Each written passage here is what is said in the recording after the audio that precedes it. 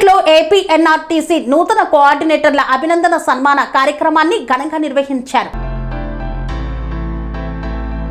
కువైట్లో AP NRTS నూతన కోఆర్డినేటర్ల అభినందన సన్మాన కార్యక్రమం శుక్రవారం ఘనంగా నిర్వహించారు. AP NRTS Gulf regional coordinator Kanchana Srikanth, Gulf Janasena నాయకులు అంజన్ కుమార్, ఆకుల రాజేష్ మరియు జనసేన నాయకుల ఆధ్వర్యంలో ఈ కార్యక్రమంలో నూతనంగా బాధ్యతలు స్వీకరించిన కోఆర్డినేటర్లను ఘనంగా సన్మానించి శుభాకాంక్షలు తెలిపారు. ఈ సందర్భంగా కంచన శ్రీకాంత్ మాట్లాడుతూ ఏపీ ఎన్ఆర్టీఎస్ కోఆర్డినేటర్లుగా బాధ్యతలు చేపట్టిన ప్రతి ఒక్కరూ తమకు అప్పగించిన బాధ్యతలను పూర్తి నిబద్ధతతో నిర్వర్తించాలని సూచించారు. ప్రవాసాంధ్రుల సంక్షేమం కోసం పనిచేసే అవకాశం కల్పించిన ఉప ముఖ్యమంత్రి, జనసేన పార్టీ అధ్యక్షుడు పవన్ కళ్యాణ్ కు అలాగే జనసేన పార్టీకి కృతజ్ఞతలు తెలియజేశారు. ఇదేదో ఇన్సూరెన్స్ కానీ మనం ఏదో 3 దినాలు కడితే మనకేదో 10 లక్షలు వస్తుంది అని అనుకుంటూ ఉంటారు. కానీ వాళ్ళకి తెలియదు, మనకేదైనా ప్రమాదం జరిగితే మన కుటుంబానికి ఆ 10 లక్షలు పోతుంది అనేది వాళ్ళకి తెలియదు.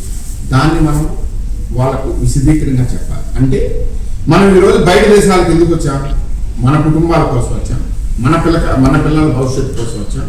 మనం ఇల్లు కట్టుకోవాలో, పిల్లలు పెళ్లి చేయాలో, పిల్లలు చదువులు బాగా చదివించుకోవాలని వచ్చాం. మన కుటుంబం కోసం మనం వచ్చాం. ఇన్ కేస్ ఇప్పుడు మనం రోడ్లో నడుస్తూ పోతూ ఉన్నా, కారులో పోతూ ఉన్నా, బిల్లులో కూర్చొని ఉన్నా, ఇదో ఈ విధంగా లిఫ్ట్లో ఇరకపోయినా ఏదో ఒక రకంగా ప్రమాదం అనేది వస్తుంది. మన చేతుల్లో ఉన్న ప్రమాదం అనేది రాత్రి పడుకుంటే తెల్లారి లేదా వేస్తామో లేదో అనే నమ్మకం కూడా లేదు పరిస్థితి. ఇన్ కేస్ అలాంటిది ఏదైనా జరిగితే మన ఫ్యామిలీకి భరోసా కల్పించే మనకు ఇప్పుడు మనం వచ్చినది కుటుంబం కోసం, అప్పులు తీర్చుకోవడం కోసం, వాళ్ళ పెళ్లి చేసుకోవడం కోసం, వాళ్ళు చదివించుకోవడం. ఇన్ కేసు మనకి ఏదైనా ఇక్కడ జరిగితే మన జీవితము, మనం ఎంత దూరం వచ్చినటువంటి ఈ ప్రయాణం మొత్తం వృధా అయిపోతుంది. మనం పోయినా కానీ మన కుటుంబం బాగుండాలని ఒక భరోసా కల్పించండి. దీన్ని అవగాహన చేసుకుంటూ ఏదైతే ఇప్పుడు మనము జనసేన పార్టీ ఇప్పుడు మనం ఏదైతే ఇనిషియేటివ్ తీసుకుంటున్నామో, పవన్ కళ్యాణ్ గారి జన్మదిన సందర్భంగా 5,000 మందికి మనం ఫ్రీగా చేసి ఇవ్వాలి.